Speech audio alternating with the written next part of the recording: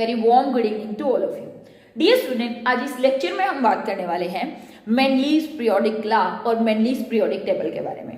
तो स्टूडेंट, अगर हम बात करें, इससे पहले हमने कहा कुछ ऐसे साइंटिस्ट थे जो अपनी अपनी पीरियोडिक टेबल दे चुके थे और बता चुके थे कि किस तरीके से एलिमेंट्स को अरेंज किया जा सकता है। उनके बाद मेंडलीव आए और मेंडलीव ने जो अपनी पीरियोडिक टेबल दी वो बाकी लोगों की पीरियोडिक टेबल से काफी अच्छी टेबल थी। मीन्स मेंडलीव ने सिर्फ एटॉमिक मास को ही बेसिस ऑफ क्लासिफिकेशन नहीं रखा, उसके साथ साथ उन्होंने केमिकल प्रॉपर्टीज को भी बेसिस ऑफ क्लासिफिकेशन में इन्वॉल्व किया। तो let we discuss about Mendeleev periodic law and Mendeleev periodic table. तो दिमित्री आइनोविच मेंडलीव पहली बार उन्होंने जब अपनी टेबल दी तो उनका जो बेसिस ऑफ क्लासिफिकेशन था वो था एटॉमिक मास। अगर हम बात करें पीरियोडिक टेबल क्या है, पीरियोडिक टेबल एक अरेंजमेंट है, एक चार्ट है जिसमें सिमिलर एलिमेंट्स को एक साथ रखा गया है और डिसिमिलर एलिमेंट को एक दूसरे से दूर रखा गया है। इतनी ही बात है कि what is periodic table. Periodic table है क्या? एलिमेंट्स का अरेंजमेंट है और उस अरेंजमेंट में किस बेसिस पर उनको रखा गया है कि ऐसे एलिमेंट जिनकी प्रॉपर्टी एक जैसी होती है उनको एक जगह रख दिया, ऐसे एलिमेंट जिनकी प्रॉपर्टी अलग होती है उनको दूसरी जगह रख दिया गया। तो एन अरेंजमेंट और अ chart which classify all the non element on the basis of their property in such a way that the elements with their similar properties are placed in the same vertical column and the dissimilar elements are separated from one another. ठीक है, now let me discuss what is the basis of classification of periodic table by Mendeleev. तो उन्होंने जो basis of classification लिया था that was atomic mass, और atomic mass के साथ साथ similarity in the formula of hydride and oxide। देखिए बच्चे, जब मेंडलीव ने अपनी टेबल दी थी उस टाइम पे 63 एलिमेंट्स वर नोन। जब मेंडलीव ने अपनी टेबल दी थी तो कितने एलिमेंट्स नोन थे? 63। और उन्होंने क्या किया, ही मेड 63 कार्ड्स और हर कार्ड के ऊपर उन्होंने नाम लिख दिया एलिमेंट का, जैसे lithium, magnesium, calcium, sodium, potassium, इस तरीके से। ठीक है, देन 63 कार्ड्स लिख लिए, उन सबके ऊपर हर एक एलिमेंट का नाम लिख दिया। फिर उन्होंने हर एक एलिमेंट को ऑक्सीजन के साथ रिएक्शन करने पर ये किस तरीके के ऑक्साइड की फॉर्मेशन करेगा और हाइड्रोजन के साथ रिएक्शन करने पर ये किस तरीके की हाइड्राइड की फॉर्मेशन करेगा। तो उनके फॉर्मूले लिख दिए, जैसे lithium lithium oxide, lithium hydride, magnesium magnesium hydride, उसी तरीके से sodium sodium oxide and sodium hydride, potassium potassium oxide and potassium hydride. इसी तरीके से जितने भी एलिमेंट नोन थे उन सब के, जैसे एल्यूमिनियम था it will form Al2O3 type of oxide, और हाइड्राइड कैसे बनाएगा? AlH3 type of hydride. तो सबके ऊपर उनके ऑक्साइड और हाइड्राइड का फॉर्मूला लिख दिया। फिर उन्होंने क्या किया, 63 एलिमेंट्स को, कार्ड्स को क्या किया, एक बोर्ड पे पेस्ट किया। ऑटोमेटिकली एक ऐसा अरेंजमेंट बन गया जिसमें ऐसे एलिमेंट जो एक ही तरीके के ऑक्साइड और एक ही तरीके के हाइड्राइड बनाते थे वो एक सेम कॉलम में प्लेस हो गए, एक सेम वर्टिकल कॉलम में प्लेस हो गए। ठीक है, तो इसीलिए पहली बार क्यों उनकी क्लासिफिकेशन को इतनी इंपॉर्टेंस मिली कि उन्होंने एटॉमिक मास के साथ साथ हाइड्राइड और ऑक्साइड को भी क्या दी, इंपॉर्टेंस दी कि वो किस तरीके के हाइड्राइड, वो किस तरीके के ऑक्साइड्स मेटल बनाते हैं या एलिमेंट्स बनाते हैं। ठीक है, नाउ बात करें मॉडर्न पीरियोडिक लॉ से पहले अगर मैं बात करूं मेंडलीव पीरियोडिक लॉ क्या है। मेंडलीव पीरियोडिक लॉ या सिंपल पीरियोडिक लॉ, तो physical and chemical property of an element are the periodic function of their atomic mass. Means अगर हम बात करें किसके बारे में, पीरियोडिक लॉ क्या है, पीरियोडिक लॉ कहते हैं किसी भी एलिमेंट की फिजिकल और केमिकल प्रॉपर्टीज वो डिपेंड करती है किसके ऊपर, उसके एटॉमिक मास पर। लेकिन अगर हमसे पूछा जाए मॉडर्न पीरियोडिक लॉ क्या है, तो वो कहता है कि properties, physical and chemical property of an element are the periodic function of their atomic number not of their atomic mass. तो ये चीज ध्यान रखनी है, मॉडर्न पीरियोडिक लॉ तो बहुत ज्यादा इंपॉर्टेंट है, हर बार पेपर में मोस्ट प्रोबेबली आपसे पूछ लिया जाता है कि मॉडर्न पीरियोडिक लॉ को एक्सप्लेन करिए। तो हमने कहा मॉडर्न पीरियोडिक लॉ क्या कहता है कि properties of an element are the periodic function of their atomic number not of their atomic mass. लेकिन अगर हमें आ जाता पीरियोडिक लॉ बताइए या मेंडलीव पीरियोडिक लॉ बताइए तो हम कहेंगे किसी भी एलिमेंट की फिजिकल और chemical property are the periodic function of their atomic mass. तो इस बात का ध्यान रखना है। Then if we talk about periodicity in property, इसका मीनिंग क्या है पीरियोडिसिटी इन प्रॉपर्टी का? देखिए, जब एलिमेंट को अरेंज किया गया ये पाया गया कि एक सर्टेन रेगुलर इंटरवल के बाद एलिमेंट्स की प्रॉपर्टी एक दूसरे से मैच होना शुरू हो गई। तो ये जो रिपीटिशन इन प्रॉपर्टीज है after a regular interval of time that is called periodicity in the properties. देखिए अगर मैं बात करूं अपनी दिनचर्या की, आप बात कर सकते हैं, आपके स्कूल में जो लेक्चर्स लगते हैं आप उनकी बात कर सकते हैं। देखिए फर्स्ट लेक्चर लगता है, फिर सेकंड लगता है, फिर थर्ड लगता है, मतलब रेगुलर इंटरवल के बाद क्या हो रहा है, टाइम पीरियड, एक रेगुलर टाइम लैप्स के बाद क्या हो रहा है, वही चीज बार बार क्या हो रही है, रिपीट हो रही है। फिर नेक्स्ट डे आप स्कूल में जाएंगे, फिर से वही सिस्टम शुरू होगा, first lecture, second lecture, third lecture, fourth lecture and so on. तो इसी तरीके से जब एलिमेंट्स को अरेंज किया गया, ये देखा गया कि एलिमेंट्स की प्रॉपर्टीज एक सर्टन रेगुलर इंटरवल के बाद क्या हो रही थी, रिपीट हो रही थी, और इसी प्रोसेस को क्या बोला गया, periodicity in the properties of the element. Elements with similar property are repeated after certain regular interval and this phenomena या this process is called periodicity in properties. हालांकि बाद में जब हमने हमारी जो मॉडर्न पीरियोडिक टेबल दी गई, बोहर टेबल जो दी गई, उसके बाद हमें ये पता चला कि जो रेगुलर इंटरवल के बाद जो प्रॉपर्टीज रिपीट हो रही हैं उसका रीजन होता है due to same electronic configuration, ठीक है ना, या वैलेंस शेल में सेम नंबर ऑफ इलेक्ट्रॉन्स होना, ठीक है। तो now let me discuss Mendeleev periodic table. Mendeleev periodic table क्या थी, उसकी मेरिट्स और उसकी डीमेरिट्स क्या थी। अगर हम बात करें मेंडलीव पीरियोडिक टेबल के बारे में, तो मेंडलीव पीरियोडिक टेबल में 7 हॉरिजॉन्टल कॉलम्स थे जिनको पीरियड बोला गया, जिनको नंबर दिया गया 1 to 7, मतलब हॉरिजॉन्टल जो कॉलम्स थे उनको नाम दिया गया पीरियड और उनको 1 से लेकर 7 तक अरेंज कर दिया गया। एंड 8 वर्टिकल कॉलम्स बनाए गए और उन वर्टिकल कॉलम्स को बोला गया ग्रुप, और उन ग्रुप को रोमन न्यूमरल्स में 1 से लेकर 8 तक अरेंज कर दिया गया। सिमिलरली मेंडलीव ने ग्रुप्स को सब ग्रुप्स में डिवाइड किया और हर एक ग्रुप के 2 सब ग्रुप बना दिए।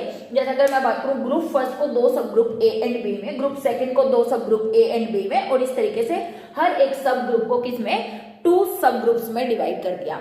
तो इसका मतलब अगर टोटल 8 थे तो सब ग्रुप्स मिलाकर टोटल कितने हो गए, 18 हो गए। Every group is divided further into सब ग्रुप्स, ठीक है। और बेसिस ऑफ क्लासिफिकेशन ऑलरेडी हम पढ़ चुके हैं कि उनका जो मेन एम था that was classification to classify the element, that was atomic mass and grouping similar elements together, मतलब जो सिमिलर एलिमेंट्स थे उनको एक साथ रखना था, ठीक है। और बेसिस ऑफ क्लासिफिकेशन में हमने कहा था similarity in their properties, that is reaction with oxygen and hydrogen, यानी कि formation of oxide and hydride, उन्होंने बेसिस ऑफ क्लासिफिकेशन लिया था, ठीक है। फिर अगर हम बात करें अचीवमेंट, हमने बात कर ली। वैसे तो क्या किया था उन्होंने, ही टुक 63 कार्ड्स और 63 कार्ड्स पर हर एक एलिमेंट का नाम लिख के और उनके हाइड्राइड और ऑक्साइड का फॉर्मूला लिख के वो बोर्ड पर चिपकाते गए थे और एक अरेंजमेंट उन्हें ऑब्टेन हुआ था जिनको हमने बोला था मेंडलीव पीरियोडिक टेबल, ठीक है।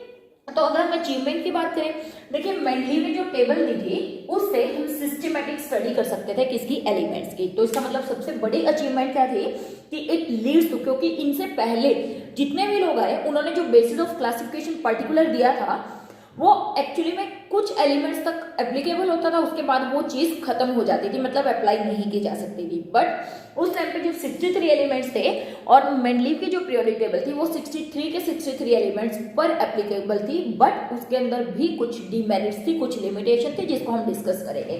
तो हमने कहा पहली बात systematic study of elements on the basis of their atomic increasing atomic masses, then prediction of new elements and their properties. देखिए मेंडलीव इतने, मतलब आप बोल सकते हो इतने ज्यादा दूरदर्शी थे, उन्होंने कहा आने वाले टाइम में कुछ नए एलिमेंट डिस्कवर होंगे और जो एलिमेंट डिस्कवर होंगे उनकी प्रॉपर्टीज भी उन्होंने प्रेडिक्ट कर दी कि ये एलिमेंट डिस्कवर होगा, ये इस तरीके के ऑक्साइड बनाएगा, ये इस तरीके के हाइड्राइड बनाएगा, इसका जो एटॉमिक मास है वो इतना होगा, इसका एटॉमिक मास इतना, मतलब इसका एटॉमिक नंबर इतना होगा। तो कहने का मतलब उन्होंने बहुत दूर तक की बात सोची थी कि आने वाले टाइम में यहाँ पर उन्होंने कुछ गैप छोड़ दिए थे अपनी पीरियोडिक टेबल में। He left some gap in his periodic table, और उन गैप में उन्होंने कहा आने वाले टाइम में यहाँ पर कुछ नए एलिमेंट डिस्कवर होंगे और उन एलिमेंट्स को ई का वर्ड लगा के, संस्कृत का रोमन न्यूमरल आप बोल सकते हो, संस्कृत का वर्ड है ई का वर्ड, तो संस्कृत का ई का वर्ड लगाकर उन्होंने लिखा ई का aluminium. Later on gallium discover हुआ और उसकी प्रॉपर्टीज बिल्कुल वैसी ही थी जैसी ई का एल्यूमिनियम के लिए किसने प्रेडिक्ट करी थी, मेंडलीव ने। ई का सिलिकॉन, जर्मेनियम के लिए उन्होंने ये वर्ड यूज किया। लेटर ऑन जर्मेनियम डिस्कवर हुआ जिसकी प्रॉपर्टी बिल्कुल वैसी ही थी जैसी प्रेडिक्ट की थी किसने, मेंडलीव ने।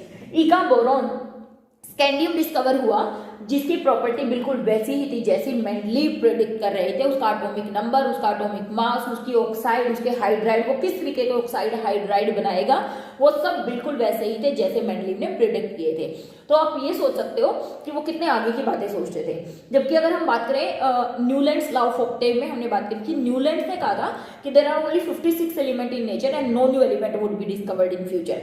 तो कहा न्यूलैंड्स ये कह रहे थे कि जितने एलिमेंट डिस्कवर होने थे हो गए हैं और नया डिस्कवर नहीं होगा। उसके विपरीत ये क्या बोल रहे थे कि नए एलिमेंट डिस्कवर होंगे और उन एलिमेंट की प्रॉपर्टी ऐसी होंगी। तो इसका मतलब इनकी जो टेबल थी या जो इनकी दूरदर्शिता थी वो बहुत ज्यादा थी। ठीक है, देन हम बात करें position of the noble gases. देखिए, जब अपनी मेंडलीव ने टेबल दी थी तो उस टाइम पे नोबल गैसेज डिस्कवर नहीं हुई थी। मतलब उस टाइम पे नोबल गैसेज का पता ही नहीं था। क्यों? क्योंकि नोबल गैसेज बहुत अनरिएक्टिव गैसेज होते हैं और ट्रेसेस में भी होती हैं, स्मॉल अमाउंट में होती है एटमॉस्फेयर में प्रेजेंट। तो उस टाइम पे नोबल गैसेज के बारे में बहुत ज्यादा इन्फॉर्मेशन थी ही नहीं किसी को बेसिकली डिस्कवर नहीं हुई थी। लेकिन इंस्टेड ऑफ दैट मेंडलीव ने अपनी पीरियोडिक टेबल में एक जीरो ग्रुप रख दिया और लेटर ऑन जब नोबल गैसेज डिस्कवर हुई उस जीरो ग्रुप में उन नोबल गैसेज को प्लेस कर दिया गया। मतलब पूरी की पूरी पीरियोडिक टेबल को डिस्टर्ब करने की जरूरत नहीं पड़ी। तो उन्हें शायद ये भी आइडिया था कि आने वाले टाइम में कुछ ऐसी भी चीजें डिस्कवर होने वाली हैं, कुछ ऐसे एलिमेंट्स भी डिस्कवर होने वाले हैं जो कि बहुत ज्यादा अनरिएक्टिव होंगे। तो इसीलिए उन्होंने एक जीरो ग्रुप रखा और उस जीरो ग्रुप में लेटर ऑन उन गैसेस को एज इट इज अरेंज कर दिया गया without disturbing the Mendeleev periodic table. ठीक है, now if we talk about the limitation of Mendeleev periodic table. देखिए, अगर मैं बात करूं पहली लिमिटेशन की, एनामलस पोजीशन ऑफ हाइड्रोजन, तो एनामलस पोजीशन ऑफ हाइड्रोजन तो स्टिल हमारी जो मॉडर्न पीरियोडिक टेबल है उसकी भी लिमिटेशन है। क्यों? इसका रीजन क्या है? देखिए बच्चे, अगर आप अपनी टेबल की बात करें, हमारी टेबल कुछ ऐसे है। यहाँ पर हाइड्रोजन प्लेस किया गया है, यहाँ पर हीलियम प्लेस किया गया है। हाइड्रोजन वैसे तो नॉन मेटल है लेकिन इसको रख दिया गया है किसके साथ? मेटल के साथ। देखिए, यहाँ पर हेलोजन जो होते हैं यानी कि 17 ग्रुप, यहाँ पर भी तो हाइड्रोजन को रखा जा सकता था क्योंकि हाइड्रोजन की प्रॉपर्टी बहुत सारी प्रॉपर्टीज किससे मैच करती है? हेलोजन से, यानी कि ग्रुप 17 एलिमेंट से। कुछ प्रॉपर्टी किससे मैच करती है? अल्काली मेटल से। तो इसको यही क्यों रखा गया जबकि यहाँ पर रखे हुए तो सारे एलिमेंट्स क्या है? मेटल है। इंस्टेड ऑफ दैट हाइड्रोजन को यहाँ रखा गया है, यहाँ नहीं रखा गया है। तो position of hydrogen was anomalous in Mendel's periodic table and still it is anomalous because some of the property match with alkali metal, some of the properties match with halogens। ठीक है, सेकंड बात करें position of isotope. देखिए, isotopes क्या होते हैं? Atoms having same atomic number but different mass number. इसका मतलब अगर मैं बात करूं, जैसे क्लोरीन की बात करें 1735, क्लोरीन 1737, 37। उसी तरीके से hydrogen 11, 12, 13, protium, deuterium, radium, EIA। तो इसका मतलब जब हम पीरियोडिक टेबल में एलिमेंट्स को अरेंज कर रहे हैं किसके बेसिस पर? On the basis of the increasing atomic mass. तो क्या आपको नहीं लगता कि क्लोरीन, दोनों के दोनों क्लोरीन को पीरियोडिक टेबल में होना चाहिए? क्लोरीन 35 को भी और क्लोरीन 37 को भी, तीनों के तीनों हाइड्रोजन को पीरियोडिक टेबल में होना चाहिए 1, 2, 3, क्योंकि इनके मास तो क्या हो रहे हैं? रेगुलरली इंक्रीज हो रहे हैं। बट मेंडलीव ने या उनसे पहले जो भी लोग आए, ना तो उन्होंने और ना ही मेंडलीव ने आइसोटोप के बारे में कोई, आप ये बोल सकते हो, ना तो इनके बारे में कुछ कहा कि क्यों वो मेंडलीव मतलब पीरियोडिक टेबल में इनको नहीं रख रहे हैं और ना उन्होंने इनको पीरियोडिक टेबल में रखा। हालांकि ये बाद में डिस्कवर हुए थे लेकिन फिर भी मेंडलीव ने इनके बारे में कोई चर्चा नहीं करी। मतलब पोजीशन ऑफ आइसोटोप्स, ये सभी के सभी आइसोटोप फिर पीरियोडिक टेबल में होने चाहिए थे अगर इनके मास डिफरेंट होते हैं, बट इनको टेबल में नहीं रखा गया था। Now let we talk about no resemblance of element within sub group. मतलब सब ग्रुप में कुछ एलिमेंट ऐसे रखे हुए थे जिनकी प्रॉपर्टीज एक दूसरे से बिल्कुल मैच नहीं करती थी। फिर भी उन्होंने क्या किया? एक ग्रुप में या सब ग्रुप में उन एलिमेंट्स को रख दिया जिनकी प्रॉपर्टी एक दूसरे से बिल्कुल मैच नहीं करती। एज वेल एज उन्होंने कुछ ऐसे एलिमेंट्स थे जिनकी प्रॉपर्टी एक दूसरे से बिल्कुल मिलती थी, जैसे कि कॉपर और mercury, but instead of that उन्होंने कॉपर और मरकरी को एक दूसरे से बहुत दूर रख दिया। कॉपर की प्रॉपर्टी आयरन से भी मिलती थी, उन्होंने कॉपर और आयरन को भी एक दूसरे से बहुत दूर रख दिया। मतलब कुछ सिमिलर एलिमेंट्स को एक दूसरे से दूर दूर रखा और कुछ डिसिमिलर एलिमेंट को एक ही स्लॉट में, एक ही ग्रुप में रख दिया। हालांकि अगर मैं बात करूं position, anomalous position of hydrogen के साथ साथ, देखिए उन्होंने जो बेसिस ऑफ क्लासिफिकेशन लिया था वो लिया था एटॉमिक मास और सिमिलर एलिमेंट को एक साथ रखने का कॉन्सेप्ट था उनका। इस कॉन्सेप्ट को ध्यान में रखते हुए कि सिमिलर एलिमेंट्स को एक साथ रखना है, उनकी टेबल में ये भी कुछ मिस्टेक्स आ गई थी कि कुछ ऐसे एलिमेंट जिनका एटॉमिक मास ज्यादा था उनको पहले रख दिया था, और कुछ ऐसे एलिमेंट जिनका एटॉमिक मास कम था उनको उन्होंने क्या कर दिया था, बाद में रखा था। तो ये तो उनकी बेसिक अगर मैं बताऊं तो ये तो उन्होंने किस लिए किया कि उनकी प्रॉपर्टीज मैच कर जाए, बट स्टिल ये वाली प्रॉब्लम भी थी कि ऐसे एलिमेंट जिनकी प्रॉपर्टी एक दूसरे से बिल्कुल मैच करती थी उनको उन्होंने बहुत दूर दूर रख दिया, लेकिन जिनकी बिल्कुल मैच नहीं करती थी उनको क्या कर दिया, पास पास रख दिया। बट फिर भी इतनी सारी लिमिटेशंस होने के बावजूद भी मेंडलीव की जो क्लासिफिकेशन थी वो सबकी क्लासिफिकेशन से बहुत ज्यादा बेहतर थी। क्यों? क्योंकि उन्होंने केमिकल प्रॉपर्टीज को कंसीडर किया था। अब हम बात करेंगे जो हमारी मॉडर्न पीरियोडिक टेबल है, मॉडर्न पीरियोडिक टेबल में जो बेसिस ऑफ क्लासिफिकेशन है दैट इज एटॉमिक नंबर, और इसीलिए हमारा पीरियोडिक लॉ आया। एटॉमिक नंबर के बेसिस पर ही हम एलिमेंट को क्या करते हैं, अरेंज करते हैं, और हर एक एलिमेंट को जब आप एटॉमिक नंबर के बेसिस पर अरेंज करेंगे तो डेफिनेटली ऑटोमेटिकली जितनी भी प्रॉब्लम्स मेंडलीव की पीरियोडिक टेबल में रह गई थी वो सभी के सभी रिमूव हो जाएगी except the position of hydrogen which is still anomalous in the modern periodic table, जिसको हम बोहर टेबल भी बोलते हैं। तो now let we discuss modern periodic table and what are its achievement, किस तरीके से ट्रेंड्स होते हैं, मतलब किस तरीके से एटॉमिक रेडियस, आयनाइजेशन, एंथैल्पी, ये सब चीजें पीरियोडिक टेबल में वेरी करती हैं।